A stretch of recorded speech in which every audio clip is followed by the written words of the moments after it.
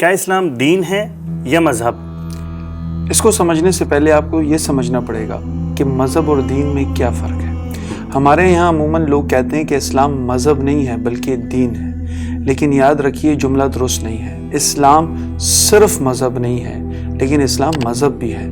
اب اس کو سمجھنے کے لیے یہ ہے کہ مذہب آخر کیا ہوتا ہے۔ مذہب جب تین چیزیں ہوں تو اس کو ہم مذہب کہتے ہیں۔ نمبر 1، ہر مذہب کے اندر کچھ موڈز آف ورشپ ہوتے ہیں، عبادات کے طریقے ہوتے ہیں، جیسے کہ ہم یہاں دیکھتے ہیں جوڈیزم میں بھی ہے، کرسچینٹی میں بھی ہے، اور اسلام کے اندر بھی ہے، ہندوازم کے اندر بھی ہے۔ دوسری چیز کیا ہے؟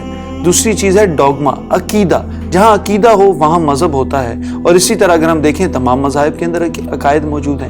تیسرا ریچولز، جیسے کہ شادی کیسے کرنی ہے، شادی بیاہ کیسے ہوگی، رخصتی ہوگی تو کیسے ہوگی، اس تمام ریچولز کیسے ہوں گے، اس کو بھی مذہب کہتے ہیں۔ جہاں یہ تین چیزیں شامل ہو وہ مذہب ہوتا ہے۔ اگر ہم دیکھیں جوڈیزم ہو، کرسچینٹی ہو، ہندوازم ہو، تمام تر مذاہب کے اندر یہ تین چیزیں ہیں، لیکن واحد اسلام یہ ہے جو ان تینوں سے ہٹ کر بھی، جو صرف سالویشن آف ہیئر آفٹر بات نہیں کرتا، جو صرف اخروی زندگی کی بات نہیں کرتا، بلکہ اس دنیا میں کیسے زندگی بسر کرنی ہے اس کی بھی بات کرتا ہے، وہ دین ہے۔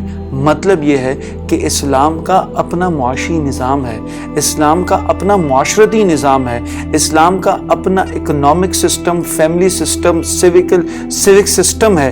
اس لیے اسلام کو پھر کسی اور کیپٹلسٹ یا کمیونسٹ اپروچ کی ضرورت نہیں ہے۔